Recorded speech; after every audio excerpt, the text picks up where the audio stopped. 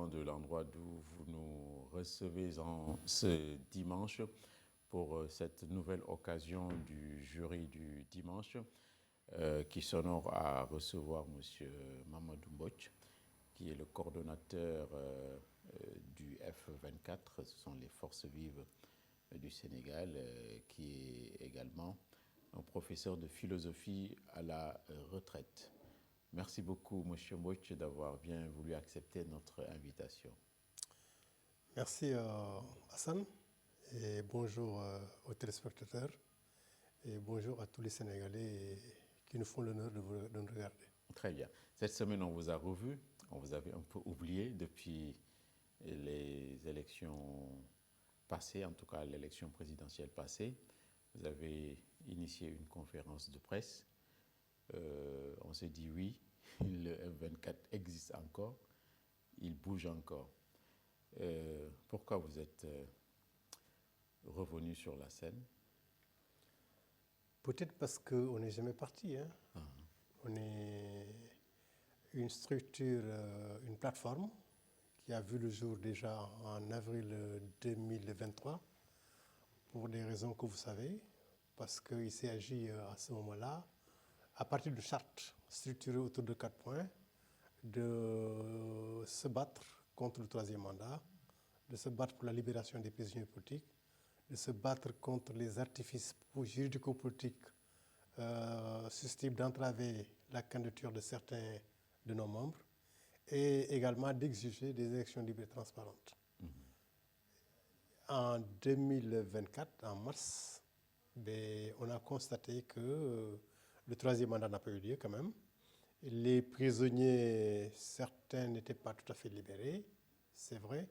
En mars 2024, déjà, ils étaient en libération. On a constaté également qu'il y a eu des élections quand même, quoi qu'on ait pu dire. Et donc, pour l'essentiel, le mandat de F24 était terminé relativement à la charte qui avait été signée. Seulement, en tant que structure, il s'est posé la question de savoir est-ce qu'il fallait justement quitter la scène ou il fallait y rester. Cela a pris du temps, une longue concertation, et au bout de plusieurs mois, un accord a été trouvé pour dire qu'il faut maintenir la plateforme F24, Force vive du Sénégal, mais sur la base de nouvelles chartes. Laquelle charte, outre le devoir de critique, assigne justement à ses membres signataires d'être au service du peuple en tant que sentinelle.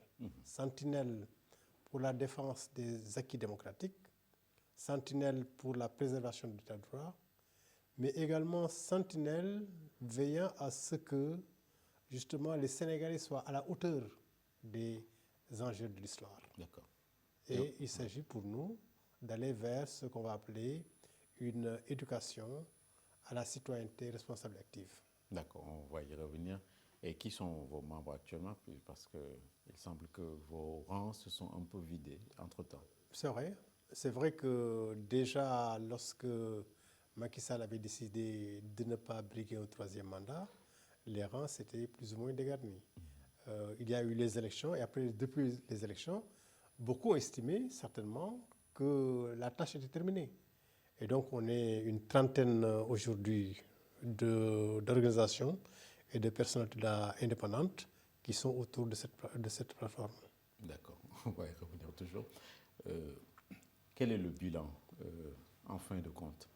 Parce qu'on peut juger après coup que vous étiez des enquiquineurs de chefs d'État qui désiraient étendre leur mandat. D'abord en 2011 avec Abdoulaye Wade, avec le M23, en 2023-2024 avec Macky Sall. Est-ce que vous êtes satisfait d'avoir pu enquiquiner ces deux chefs d'État? On a surtout la satisfaction d'avoir assumé notre mission.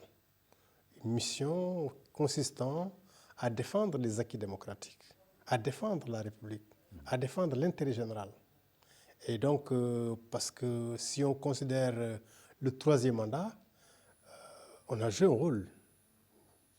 C'est vrai qu'il est difficile peut-être de l'évaluer, mais il est certain que F-24, ayant au départ l'ambition de se constituer en force dissuasive, a contribué à dissuader M. Macky Sall et ses partisans, intérieurs et extérieurs, à briguer un troisième mandat. Il est certain que la mobilisation de F-24 le 12 mai, la mobilisation de F-24 de mai 2023 à mars 2024, cette mobilisation a joué un rôle important dans ce qu'on a appelé aujourd'hui la révolution pacifique citoyenne. Et outre le fait que cette participation en termes de mobilisation, en termes de plaidoyer, cette mobilisation-là a porté un autre fruit. Cette mobilisation a été importante sous un autre angle, lequel, à savoir qu'en vérité, nous pouvons et nous avons revendiqué d'être parmi les primo-promoteurs de la thèse de l'évitement du chaos. Et en refusant justement de combattre dans la rue au risque de faire tuer des jeunes contre le troisième mandat, en refusant de répondre à la provocation permanente du président Macky Sall et en disant urbi orbi que nous voulons la paix et la paix adossée à la vérité, qu'il faut éviter le chaos à tout prix parce qu'on avait pensé que de pouvoir voler le chaos à tout prix, nous avons quand même contribué à faire que pacifiquement qu'on soit acheminé vers ce qu'on peut appeler aujourd'hui la révolution citoyenne. D'accord. Et aujourd'hui, vous voulez demeurer, mais changer de fusil d'épaule. Absolument. En ayant une nouvelle charte. Mais avec qui? Parce que tout à l'heure, on disait que les rangs se sont un peu dégarnis. Il n'y a plus, par exemple, le parti au pouvoir. Cela va de soi. Les Tahaou, Dakar ou Sénégal n'y sont plus. Vous travaillez avec qui? Mais on a des organisations de la société civile qui sont dedans. Donc on a des partis politiques qui sont les uns dans la coalition Diomaye et les autres dans Tahaou. Donc qui sont là. Ce n'est peut-être pas les plus grands partis du Sénégal, mais c'est des partis respectables. Et ce qui est important, ce n'est peut-être pas aujourd'hui, du moins, la masse critique de 100 ou 200 organisations. Ce qui est important, c'est qu'est-ce qu'on va faire de cette structure, de cette plateforme.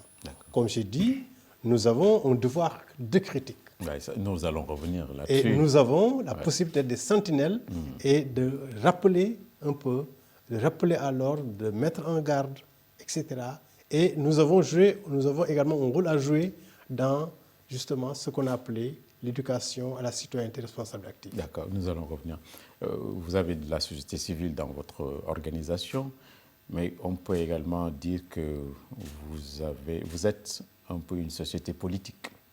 Est-ce que vous n'êtes pas des politiques qui avancent ou qui avancent masqués? Voilà.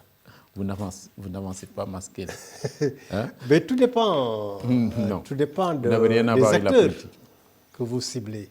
Parce que si dans F-24, il y a des partis politiques, ils n'avancent pas masqués. Vous êtes apolitique, vous, en personne? Bon, moi, je suis apolitique et je n'avance pas masqué. Je suis un acteur politique non partisan. J'ai presque 70 ans. Je n'ai jamais adhéré à un parti politique. Et j'ai lutté, j'ai participé à toutes les luttes démocratiques de ce pays. Donc, dans M23, on a pensé qu'on était contre Macky Sall, contre Wade avec Macky Sall. Quand Macky Sall est arrivé au pouvoir, ben, on n'a pas été avec lui au pouvoir. On a pensé qu'en 2023, on était avec Pastef. Ben, quand Pastef est arrivé au pouvoir, on n'est pas avec lui au pouvoir. Donc, de ce point de vue, on n'avance pas masqué. On est des acteurs politiques non partisans. Notre boussole, c'est l'intérêt général. Nous portons en bandoulière une seule marque, c'est le patriotisme. Nous aimons ce pays-là et nous portons donc cette bandoulière-là au nom de l'intérêt général. Et nous pensons que chaque fois que nous estimons devoir nous lever pour dire non, on va se lever pour dire non. Donc de ce point de vue, ce n'est pas pour Macky Sall qu'on s'est battu en 2011-2012, ce n'est pas pour PASTEF qu'on s'est battu en 2023-2024. On s'est battu pour le pays, on s'est battu pour l'intérêt général, on s'est battu parce qu'on pense que la vérité doit triompher dans ce pays-là. Et c'est au nom de la vérité, au nom de l'intérêt général que nous agissons. Donc on n'avance pas masqué parce qu'on n'est pas dans une neutralité aseptisée, non. On prend position et cette position, c'est celle qui va dans le sens de l'intérêt général et de la vérité. Vous nous avez parlé de neutralité, donc neutralité aseptisée, bienveillante, etc. On a entendu également dans vos propos sentinelles comme des soldats qui surveillent un lieu ou des faits et gestes. Sentinelles contre qui ou pour qui? Est-ce que vous sentez quelque chose qui ne va pas bien? C'est pour cette raison que vous avez sorti ce vieux mot. En fait, quand on a en vue l'intérêt général, on veille à ce que les acquis démocratiques soient préservés. Parce que c'est des acquis de longue date qui ont coûté la vie, la sueur, le sang des Sénégalais. Donc ces acquis démocratiques, il faut les préserver. L'état de droit, il faut le préserver. Il faut que la trajectoire impulsée depuis mars, dont la destination est identifiée comme étant un Sénégal juste, prospère et souverain, que cette trajectoire soit suivie rigoureusement. Parce que les Sénégalais ont voté pour la rupture. Ils ont voté pour un régime politique, pour des représentants qui ont dit qu'ils vont, à travers le Jubal Jubanti, conduire le Sénégal vers la prospérité, la souveraineté et la justice. Alors, nous, on est là pour que justement cette trajectoire soit suivie et qu'il n'y ait pas de déviation, de dérive, qui conduisent justement à ne pas y aller. Donc ça, c'est une sentinelle. Mais la sentinelle, c'est également pour s'opposer à tous les obstacles qui peuvent justement conduire à la non-atteinte de cet objectif. Et comment vous jugez les débuts, les 9 mois, les 9 premiers mois, ils sont rassurants? Il faut peut-être considérer d'abord que les élections sont un baromètre. Parce que les élections, il y a seulement un mois. Et ces élections ont confirmé la confiance du peuple au binôme Diomaye Sonko et à PASTEF. Peut-être que s'il en est ainsi, c'est parce que ce binôme-là est crédité d'une certaine intégrité. Peut-être que PASTEF a démontré, notamment avec les élections législatives, aller chercher soi-même en tant que parti politique les moyens de battre campagne. Peut-être que ça a permis aussi de confirmer cette confiance-là. Mais au-delà, il faut considérer qu'il y a quand même quelques démarches du point de vue diplomatique, par exemple, une démarche prudentielle à l'égard des pays limitrophes de l'AES, de la CEDEAO. Il n'y a pas de rupture ou en tout cas d'élan vers l'AES ou de rupture avec la CEDEAO, avec la France, en dépit de tous les discours anti-impérialistes, anticolonialistes qui a été prononcé. Il y a une démarche prudentielle à l'égard de la France. Et ça, c'est bien. Et ça, c'est bien. Donc, c'est rassurant. Donc, de ce point de vue, on peut considérer qu'il y a quelque chose qui peut laisser penser que cette confiance est méritée. Si on voit un peu ce qui se passe au niveau de la justice, parce que antérieurement, de 2021 à 2024, il y a eu une situation anxiogène. On a eu une sorte de régime de terreur. Donc ça tranche complètement avec ce qui s'est passé. Donc aujourd'hui, il y a quand même des gens qui sont interpellés par la justice et qui ne sont pas victimes d'une instruction qui les conduise à rester en prison pendant le mois. Ils sont directement amenés est jugé en flagrant délit et parfois condamné à des peines légères ou libéré. Donc ça, au moins, ça montre quelque part que il y a un apaisement. En tout cas, on n'est plus, j'ai dit, dans cette situation-là. Et il y a certainement un apaisement qui est lié, évidemment, à quelques discours qui sont les mêmes, que les 83 morts ne seront jamais oubliés, qu'il y aura la souveraineté. Donc, il y a quelque part quelque chose qui reste. C'est vrai maintenant qu'il y a des acteurs ou des secteurs qui peuvent se sentir plus ou moins menacés parce que leurs intérêts, je ne donne pas de nom parce qu'il y a des entreprises françaises qui sont plus ou moins, et des entreprises sénégalaises qui sont victimes de redressement. Et donc, ces gens peuvent se sentir totalement menacés et inquiétés dans leurs intérêts propres. De ce point de vue, on peut parler peut-être de manque de sécurité et d'avenir. Il y a également que ceux qui sont impatients. Si on écoute le patronat, les gens vous diront on ne voit rien. Donc, ces gens-là peuvent également être quelque part, les jeunes attendent, patiemment peut-être, mais jusqu'à quand? Donc ça peut faire l'objet peut-être d'une certaine source, en tout cas d'un début d'inquiétude, voire d'angoisse. Mais à titre personnel, ce qui, sans être dans l'inquiétude, mais il y a quelque chose qui porte à interrogation. C'est quoi? C'est qu'il y a, d'une part, dans l'environnement psychosociologique, on voit qu'il y a une sorte d'intolérance qui se développe par rapport à tout discours dissonant, par rapport à tout acte dissonant. Tu entends des gens dire qui li mu wax waru fanaan këram, comme s'il y avait des juges qui sont dans les réseaux sociaux et qui doivent jeter à la vindicte populaire des gens. De hautes personnalités comme Alioune Tine parlent, ils sont l'objet d'injures, etc. Alors qu'il y a quelques semaines ou quelques mois, Alioune Tine était considéré comme étant un des supports, ou en tout cas supporters de Pastef.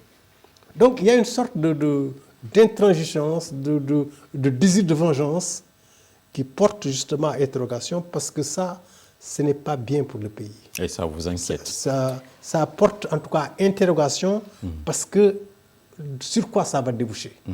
Parce que c'est comme si il y a une sorte de tendance à imposer, dans un manichéisme catastrophique, imposer une pensée unique.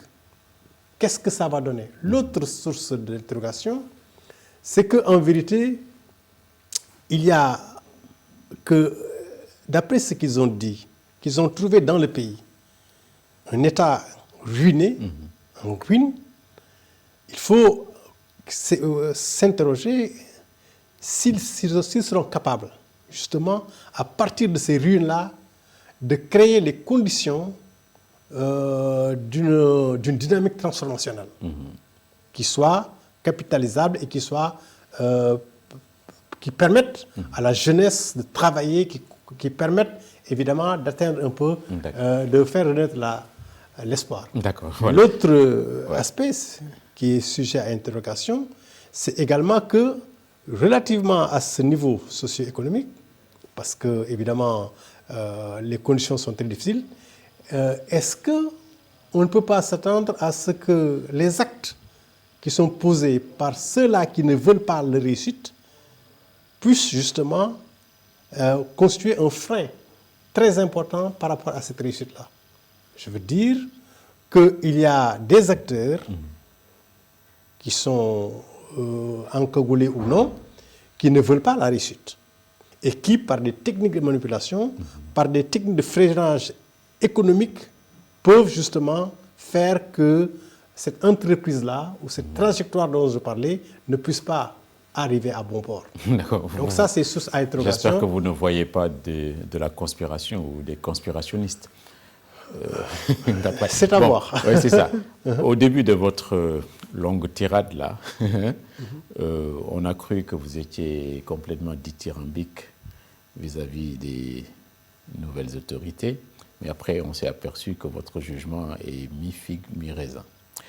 Quand vous parlez d'intolérance vis-à-vis des tons discordants, est-ce qu'on peut dire, comme certains opposants ont commencé à le dire, il y a une forme de dictature qui s'installe? C'est un gros mot, très très dur d'ailleurs, à mon sens.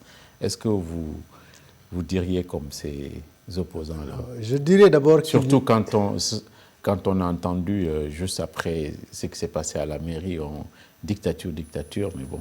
Je dirais d'abord qu'il n'y aura pas de dictature dans ce pays. Les Sénégalais ne supporteront pas la dictature. C'est vrai qu'il y a, dans l'absolu, aucune garantie. Mais c'est ma certitude que les Sénégalais n'accepteront pas la dictature. Maintenant, je ne vois pas de prémisse de dictature. Mais je dis qu'il faut s'interroger sur vers quoi on va aller. Parce qu'il y a des risques qu'en entendant les gens parler dans les réseaux sociaux, qu'on en vienne à créer une situation d'intolérance et de vengeance. Et ça peut être très dangereux pour le pays. D'accord. Très bien. Je rappelle que nous recevons dans ce numéro de JDD M. Mamadou Mbodj, qui est le coordonnateur du F24 ici au Sénégal. On peut rebondir sur le F24 avant d'en finir. On a entendu que le pouvoir, en fait, le PASTEF, qui avait signé en grande pompe à travers votre charte, à travers le Premier ministre actuel, n'est plus des vôtres. Est-ce qu'avec le recul, on peut dire que ils vous ont trahi un peu, ils vous ont utilisé, ils se sont servis de vous, après ils vous ont jeté? Comment vous appréciez leur comportement actuel? Parce que vous dites que vous n'êtes plus invité, on vous appelle nulle part. Qu'est-ce qui se passe avec le PASTEF et vous, le F24? Bon, il faut dire que F24, c'est une structure où les gens entrent et sortent comme ils veulent, librement. C'est le marché. Oui, pas un marché, mais en tout cas, on y entre en toute responsabilité, on en sort en toute responsabilité. Donc, ce qu'on peut dire, c'est que depuis l'élection présidentielle, il y a beaucoup de partis qui ne viennent plus. On les invite, ils ne viennent plus. Le PASTEF en fait partie, d'autres encore.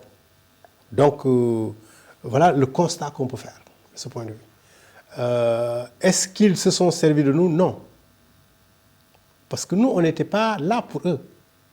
Nous, on a travaillé en tant que plateforme en se disant le pays a besoin d'eux.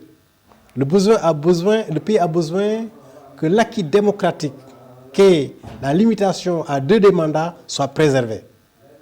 On a dit il faut que le pays a besoin qu'il y ait une liberté d'expression et de manifestation. Le pays a besoin qu'il y ait des élections libres et transparentes. Donc ça, c'est l'intérêt général. Ça, c'est l'intérêt du Sénégal.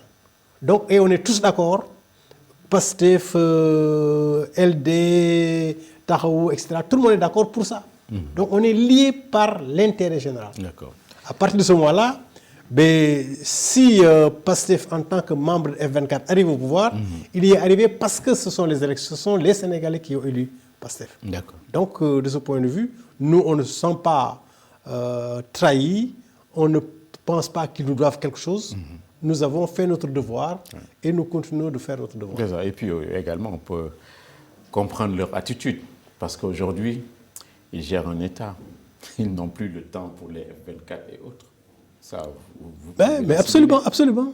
Absolument. Donc, c'est vrai qu'on a répondu à une question. On nous a dit, est-ce que vous avez des relations avec? On a répondu non. Depuis que le nouveau pouvoir s'est installé, il n'y a pas de relation. Ils ne viennent plus à nos réunions. Ils ne nous invitent presque pas à leurs activités. Donc, il y a cet état de fait. Ce n'est pas de l'ingratitude. Non. Parce qu'ils ne vous invitent plus. Ils ont tenu des assises pour la justice. On a été invités aux assises. En tant que F24. Bon, oui, moi en tout cas j'ai reçu une convocation. C'est vrai tardivement, après que des membres de F24 se soient plaints. Bon, j'ai reçu une convocation en libellé Mamadou Mbodj Société Civile.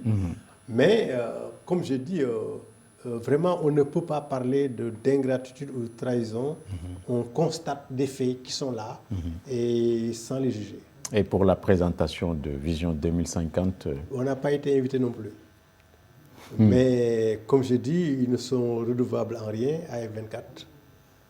Ils sont élus par les populations sénégalaises, par leur mérite personnel. Et nous, on est là, on fait notre travail. Ça ne nous empêchera pas, évidemment, de continuer à faire notre travail, qui consiste à considérer en premier lieu et avoir pour seule boussole l'intérêt général et à considérer que, en tant que citoyens, nous devons à notre pays. Ouais, avec tous les combats que vous avez menés, quand il y a ces grands événements-là, Vision 2050, Forum sur la justice, bon, Vision, enfin, on ne vous invite pas, ça peut ressembler à du mépris, non? Mais tout dépend du point de vue auquel on va se placer. Parce que pour nous, en tout cas, ce n'est pas du mépris. C'est un fait. C'est un fait qui est là. On n'a pas besoin de le juger. Parce que nous ne sommes pas là pour être invités à ces choses-là. Notre présence n'est pas indispensable à ces choses-là. Donc, de ce point de vue, on ne voit pas de problème majeur. Il faut le constater et puis on continue notre chemin. D'accord. On parlait de Vision 2050. 2050, c'est dans un quart de siècle. C'est vrai que c'est segmenté un peu, mais est-ce que les Sénégalais peuvent attendre jusqu'en 2050 alors qu'ils ont des problèmes pour du quotidien ou bien Je ne crois pas qu'on doive poser le problème en ces termes. Parce que Vision 2050, c'est juste une vision stratégique, de prospective, qui permet de dire en 2050, nous voulons. Et ça, c'est, je crois, la marche normale dans un État, que les gens aient une vision à long terme. Parce que sinon, peut-être qu'il y a un manque de cohérence qui risque de s'installer. Maintenant, les ruptures, c'est ce que les Sénégalais attendent. Ces ruptures-là, on voit quelques esquisses. J'ai dit tout à l'heure que les gens peuvent s'impatienter, mais il y a quand même des actes qui sont posés dans le bon sens, un discours qui est là, dans le bon sens. Mais le sens de notre conférence de presse, c'était de rappeler un peu que les Sénégalais attendent et s'impatientent par rapport à des urgences. Et il est important que les autorités, que PASTEF entendent cet appel du pied des Sénégalais pour peut-être accélérer les choses. C'est vrai que lorsqu'on regarde ce qui se passe avec les paysans depuis qui sont là, quand même on se rend compte qu'il y a des efforts qui sont consentis dans le bon sens, avec l'engrais, avec les semences, mais avec cette industrialisation, parce que la Sonacos renaît de ses cendres, avec cette volonté de transformer totalement les arachides dans le pays. Donc il y a des actes qui sont posés dans le bon sens. D'accord. Mais peut-être qu'il faut encore faire mieux et beaucoup plus vite. D'accord. Bon, est-ce que vous parliez du binôme, hein? Est-ce qu'il vous donne l'impression qu'ils sont des visionnaires? Mais si on s'en tient à leur discours, oui. Parce qu'en vérité, le constat qui les a amenés à se projeter vers un Sénégal juste, prospère et souverain, qui les a amenés à considérer que le Djubal Djubonti est le moyen d'y parvenir, mais je pense que c'est une excellente chose. Vous succombez au slogan. Mais oui, parce que c'est ça dont le Sénégal a besoin. On a besoin de Djubal Djubonti. Ils ont la popularité, en tout cas, ils ont la notoriété d'être des gens intègres. Il faut que, dans la gestion du pouvoir, qu'ils ne succombent pas, justement, à l'exercice du pouvoir. Et s'ils n'y succombent pas et qu'ils restent dans l'intégrité, dans le djoub, ils vont pouvoir faire le djoubal et le djoubanti. A contrario, s'ils ne sont pas capables de s'ériger en modèle dans l'exemplarité de leur gestion quotidienne, évidemment, ils ne pourront pas le faire. Il n'y aura pas de djoubal ou de djoubanti. Tout dépend de ce binôme-là. Parce que s'ils sont dans l'intégrité et qu'ils mènent dans cet élan-là tout leur entourage, il est possible qu'il y ait du jubal et du jubanté. Maintenant, cela doit, comme je dis, conduire vers ce Sénégal-là. D'accord. Est-ce qu'ils en seront capables, est-ce qu'ils vont être capables de transcender les pièges qui sont liés à l'exercice du pouvoir? Mais c'est ça l'enjeu, je crois, aujourd'hui. D'accord, très bien. Et pour en finir avec le F24, au-delà de la sentinelle, vous parlez de citoyenneté, de comportement des Sénégalais. Et là, je me suis dit que, bon, on reçoit un professeur de philosophie, mais on reçoit également un nouveau professeur de morale. Parce que j'ai compris que vous faites un peu la morale aux Sénégalais, qui doivent changer leur comportement.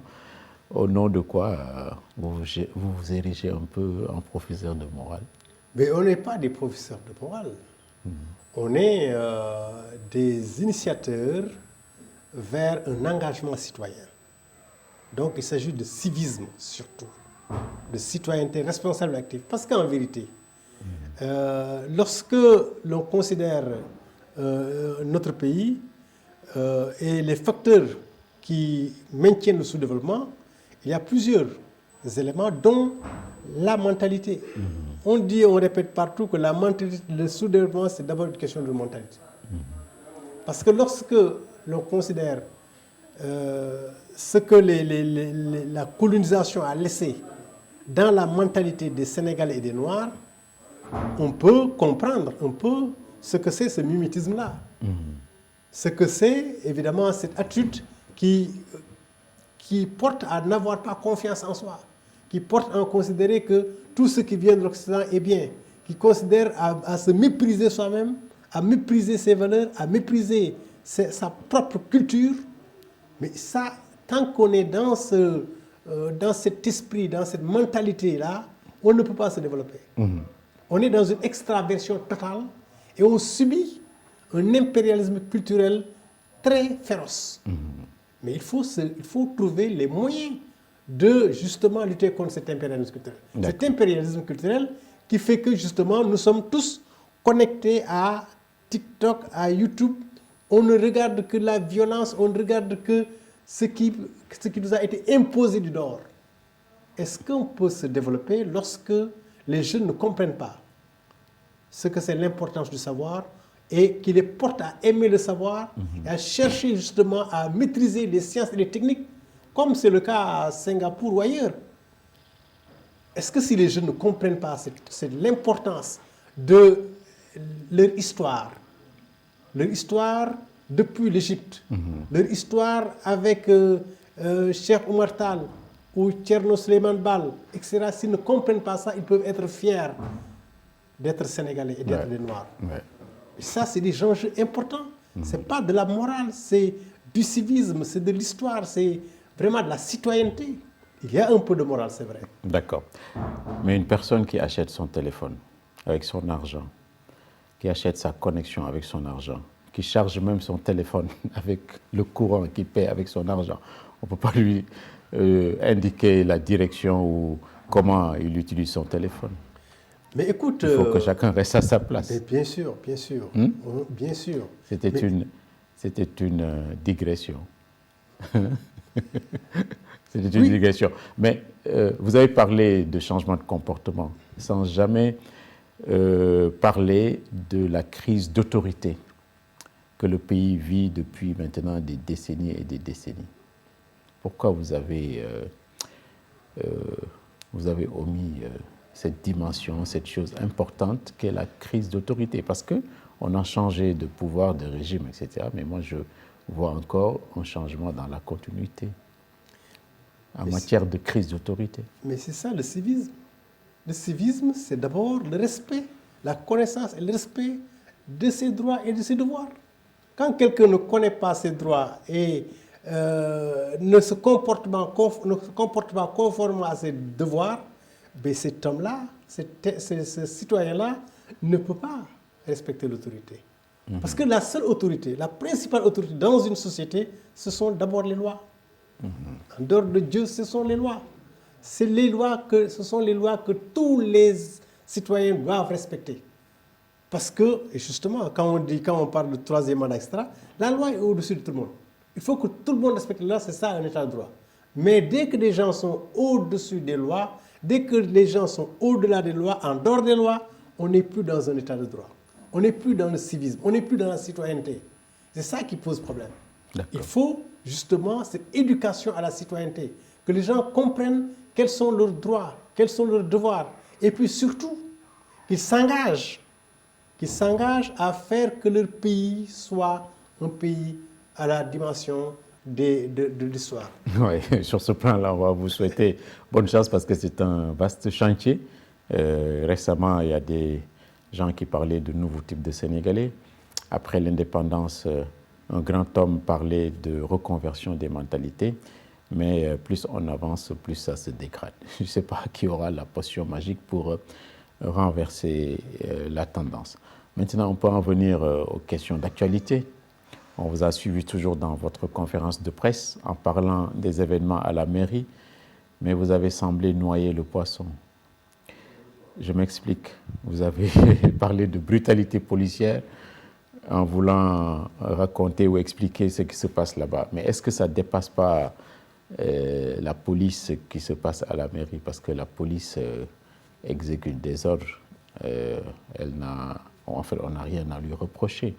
Vous n'avez que brutalité policière à dire en parlant aux événements avec Barthélémy Diaz et autres.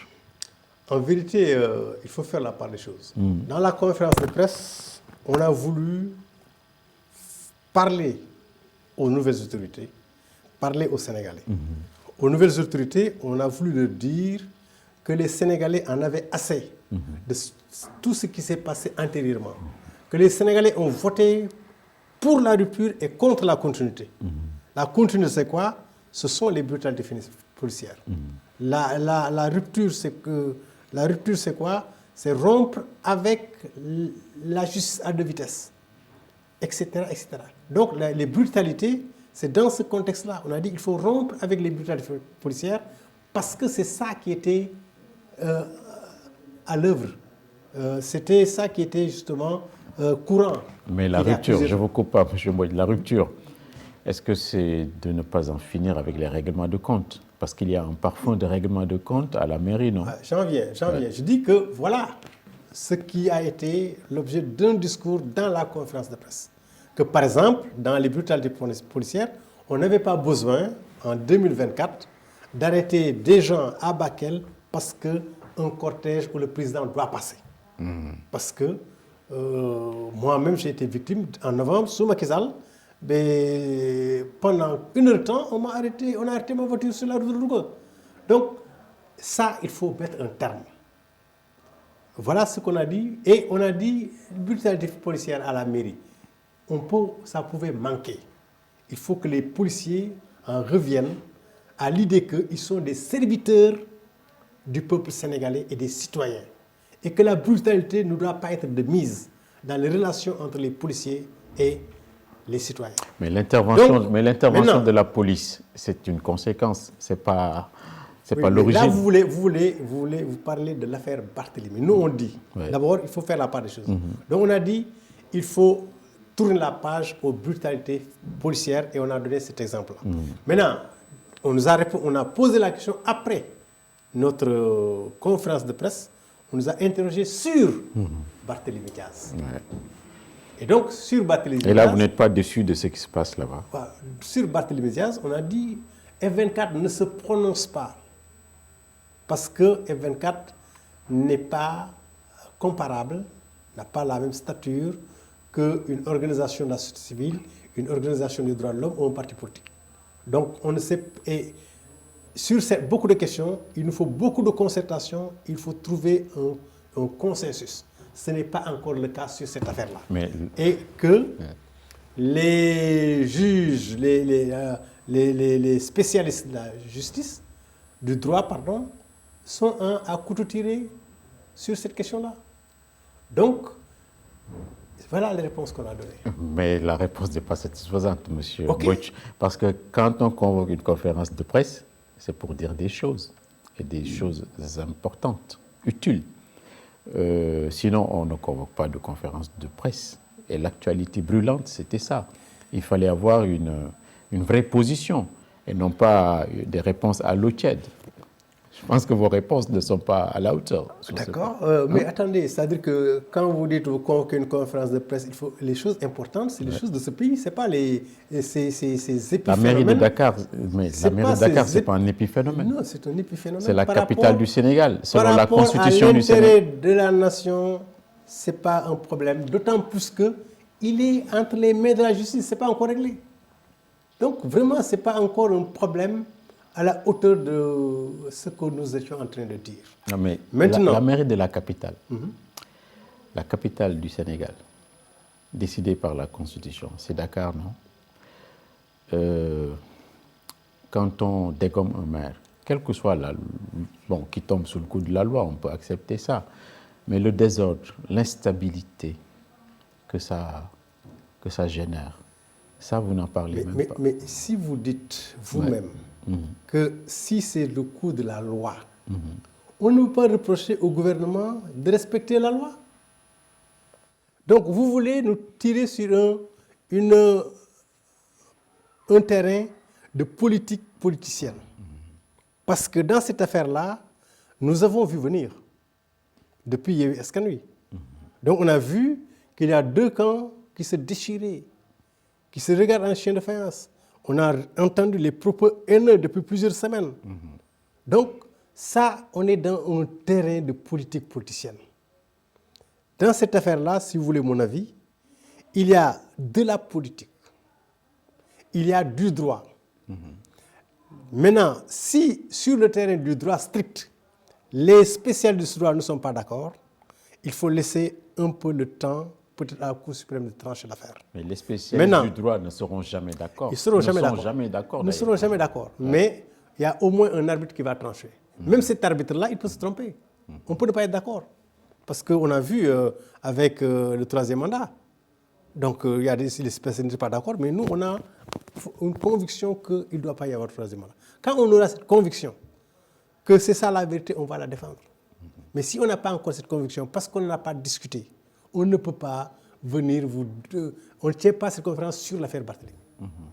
Maintenant, il y a un problème politique, il y a d'un côté il y a la politique, ou le politique, il y a de l'autre côté le droit. Et on ne peut pas reprocher au gouvernement de respecter le droit en défenestrant Barthélémy Diaz. Est-ce qu'ils en ont le droit ou non? C'est ça la question fondamentale. Parce que l'aspect politique, il est là comme une sorte de poudrière depuis longtemps. Mais actuellement, c'est la légitimité de cette défenestration qui pose problème. Et c'est le seul point où il y a à discuter. Parce que sinon, s'ils l'ont démis alors qu'ils n'en ont pas le droit, ils doivent le remettre à sa place. S'ils l'ont démis parce qu'ils en ont le droit, il n'y a rien à dire parce que l'autre aspect, c'est totalement politique et on a vu pire, on peut voir pire. Il n'y a pas de problème par rapport à la mairie de Dakar. Parce que si le droit est dit, le droit est au-dessus des intérêts de la mairie de Dakar. Parce que le droit, comme j'ai dit, la loi, c'est l'intérêt général et tout le monde doit se plier justement sous la loi. D'accord. Les intérêts de la capitale, est-ce que les gens qui ont décidé de cette révocation ont pris en compte les intérêts de la capitale? Parce que ça, vous n'en avez pas parlé. Je dis les intérêts de la capitale ne sont pas au-dessus de la loi. C'est la loi qui est au-dessus de tout. D'accord. Donc il n'y a qu'une chose à respecter dans une république, c'est d'abord la loi. Parce que dès qu'on enfreint la loi, dès qu'on est au-dessus, en dehors de la loi, il n'y a plus d'état de droit. Donc c'est l'état de droit qui doit prévaloir. D'accord.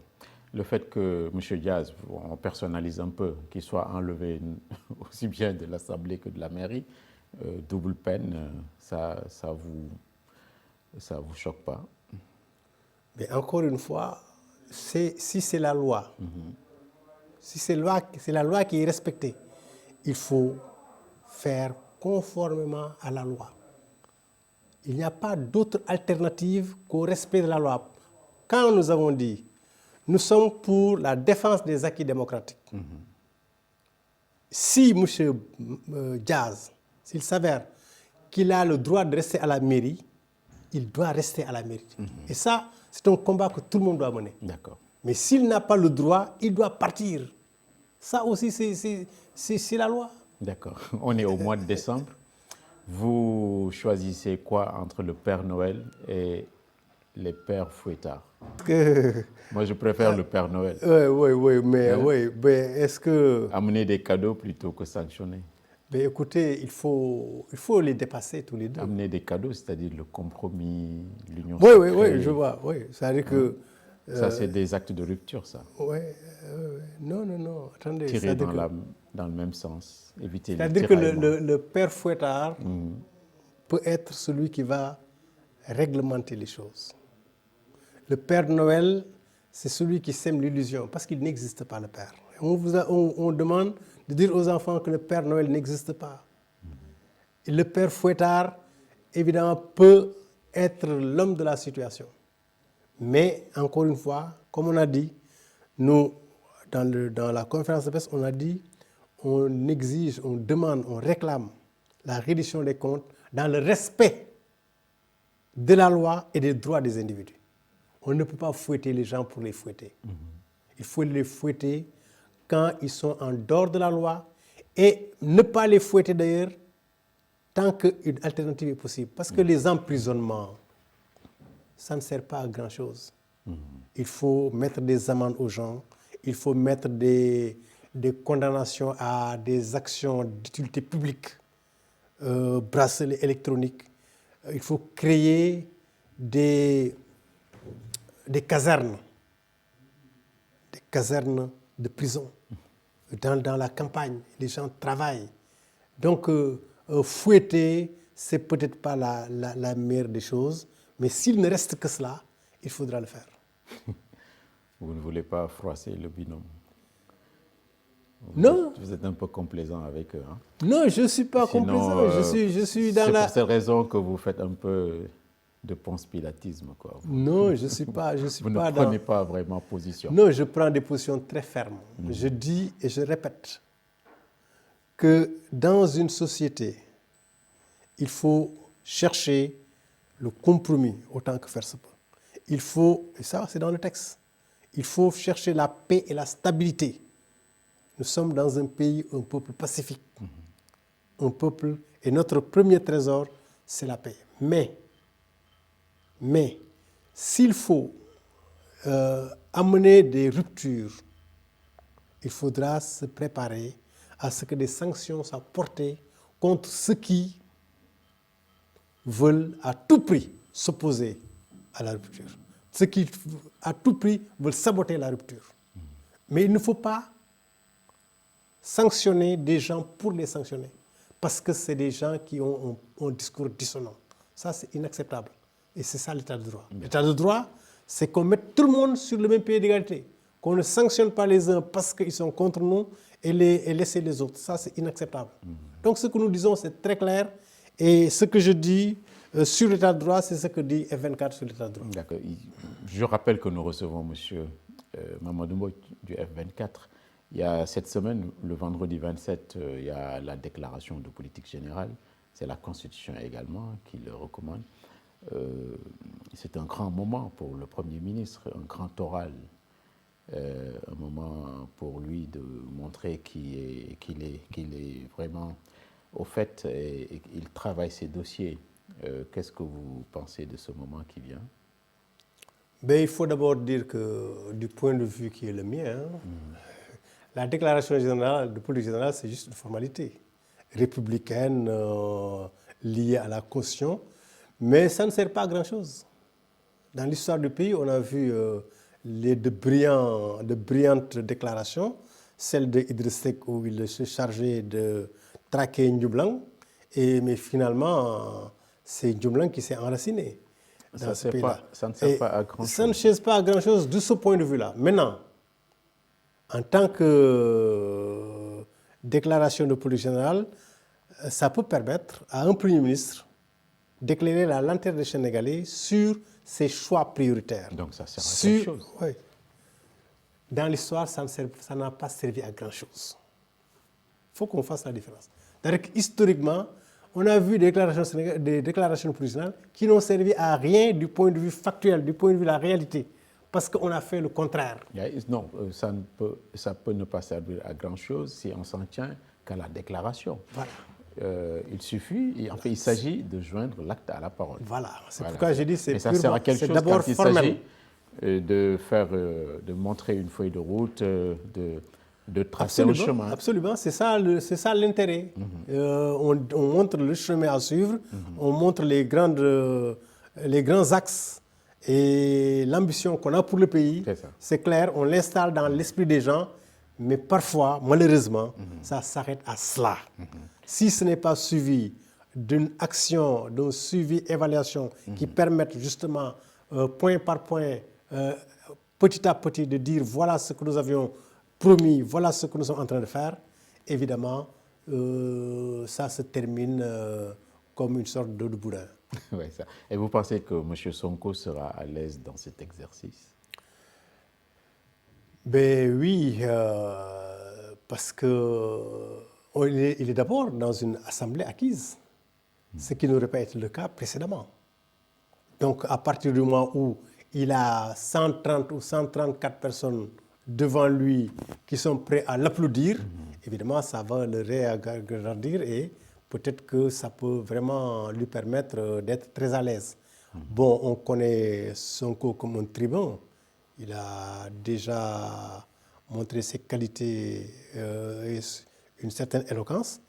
Bon, il va certainement se donner la peine de maîtriser les dossiers qui lui sont proposés et peut-être que ça peut être un bon exercice pour lui et pour le pays.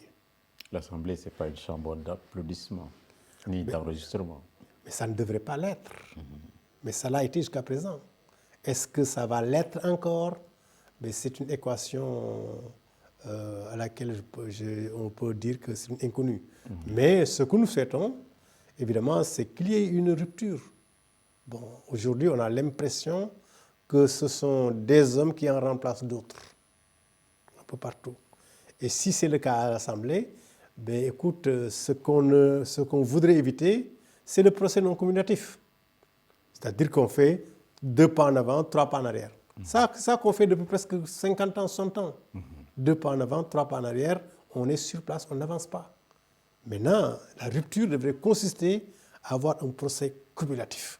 Donc, on part de 1, on va à 3, et puis on continue, et non pas on retourne en arrière. Et pour cela, il faut que les députés, quand même, comprennent que les attentes sont nombreuses. C'est vrai qu'ils sont dans un parti et avec un gouvernement, ils doivent aider le gouvernement à voter les bonnes lois. Mais là où ils seront mis à l'épreuve, c'est quand, si par extraordinaire, le pouvoir venait à chercher à faire voter des lois scélérates, comme on a vu en 2011 avec Abdoulaye Wade, en 2023 avec Macky Sall à l'Assemblée. Si des lois de cet acabit tombent sur le bureau de l'Assemblée nationale, c'est là où on va voir est-ce qu'il s'agit simplement d'une chambre d'enregistrement ou non. D'accord. Et vous nous dites également qu'il y a trop de vice-présidents, il y a trop de commissions, qu'à la fin même, il y a trop de députés. Est-ce qu'il y a trop de députés au Sénégal?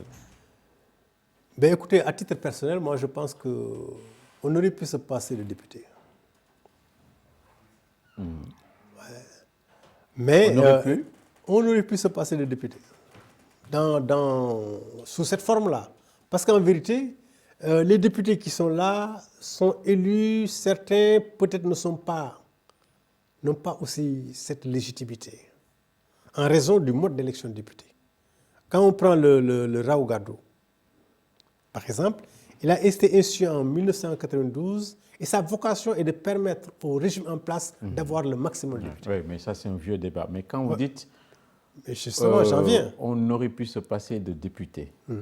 Là, il faut expliciter. Mais ça c'est, oui, je dis à titre personnel. Hein. Donc je dis que. Ça veut dire quoi?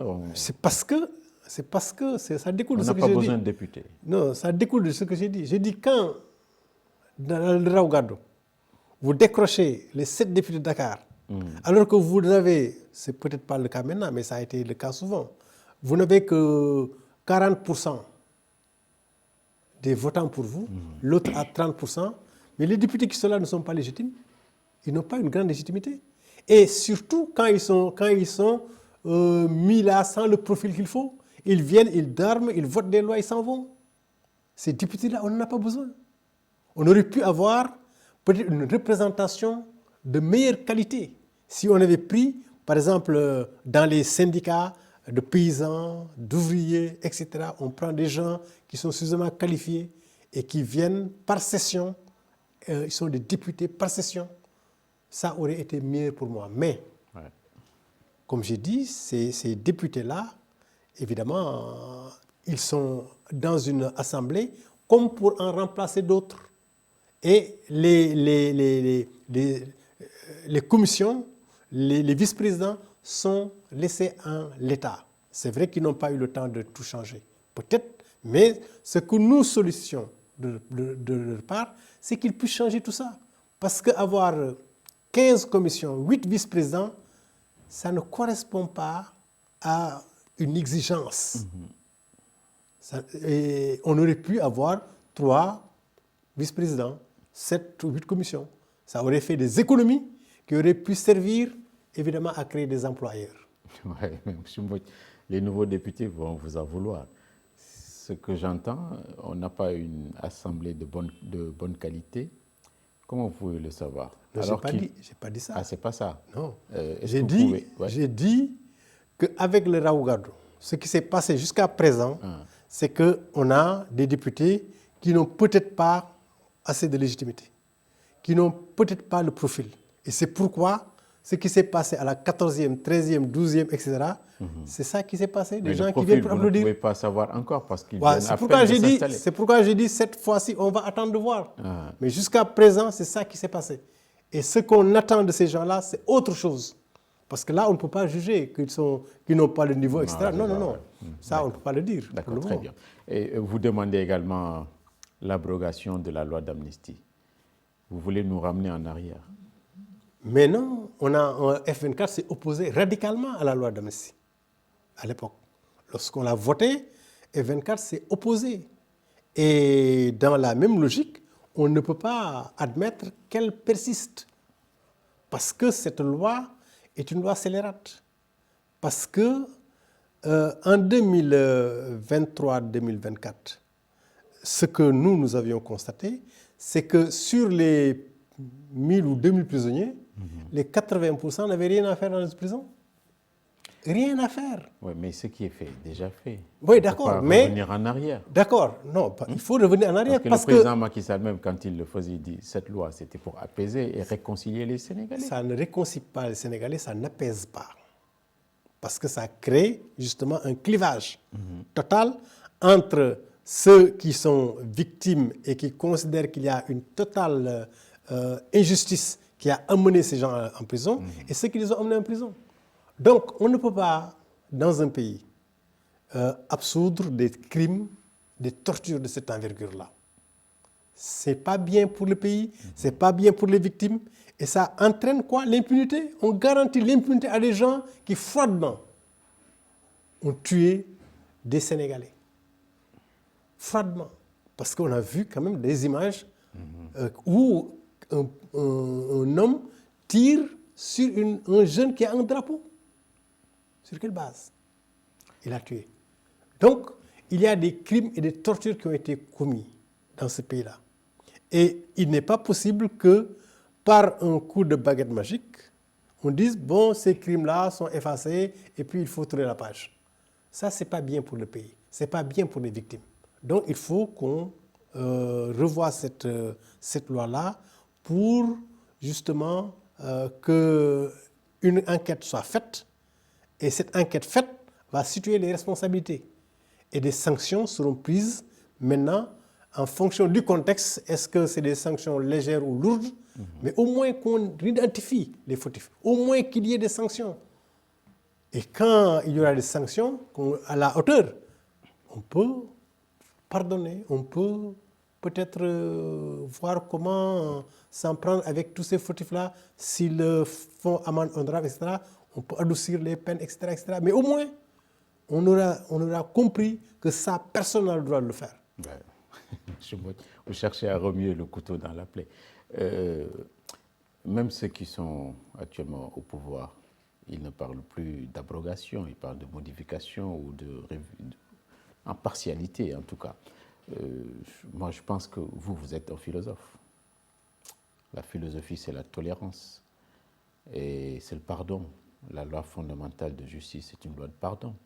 Pourquoi un philosophe comme vous voulez remuer les couteaux dans la plaie, faire revenir des histoires anciennes comme ça?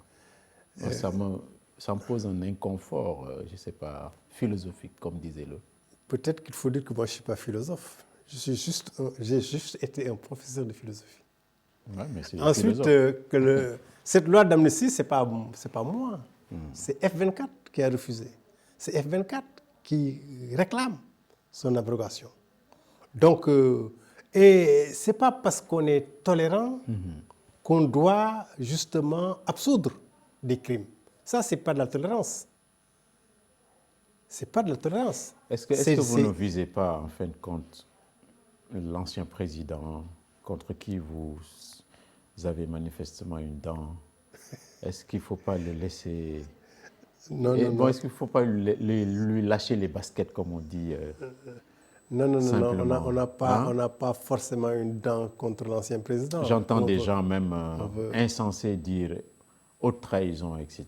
Mais Macky Sall n'a pas commis ces choses-là. Il n'a pas vendu le Sénégal. Mais écoute, ce que Macky Sall a fait, il faut, j'allais dire, l'auditer. Il faut en faire un bilan systématique, complet. Pour dire... Mais le bilan a été fait. Non. Les Sénégalais ont choisi de nouvelles équipes. Il y a des actes... Non, ça suffit largement. Il y a une sanction par rapport à son équipe, par rapport à son pouvoir. Mais tous les actes qui ont été posés dans la gouvernance, durant la gouvernance de Macky Sall, il faut justement en faire la lumière. D'accord. Et à partir du moment où on fait la lumière, on va apprécier est-ce que ça peut relever la haute trahison de sa part ou pas. Et là, il faudra définir qu'est-ce qu'on va entendre par haute trahison. Si, évidemment, on se rend compte que ça mérite d'être ainsi appelé et traité, il faudra sanctionner. Si ça ne le mérite pas, il faut le laisser tranquille. Les gens qui parlent de haute trahison vis-à-vis de M. Macky Sall, ils n'ont pas de hauteur de vue. Mais on ne peut pas le dire comme ça. Ça n'a aucun sens. Si, ça peut avoir un sens. Ouais, mais l'émission est terminée. Peut-être une dernière question. Mais on a vu beaucoup d'anciens qui sont bombardés, entre guillemets, PCA, etc. Vous, ça ne vous intéresse pas ou on vous a oublié? Mais peut-être les deux. Comme j'ai dit tout à l'heure, on n'a pas été dans M24 pour être PCA ou pour être ministre. On n'a pas été dans M23 pour être ministre ou PCA. On est dans M23, F24 pour servir un pays, pour l'intérêt général.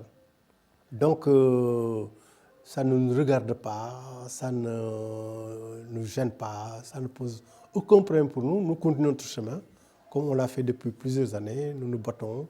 Et nous continuons à nous battre tant que Dieu nous donnera la force de nous battre. D'accord. En tout cas, vous avez beaucoup enquiquiné le président Wade et Macky Sall. Ça fait partie de votre bilan. Peut-être pas enquiquiné. On va vous remercier. Merci pour la grande disponibilité.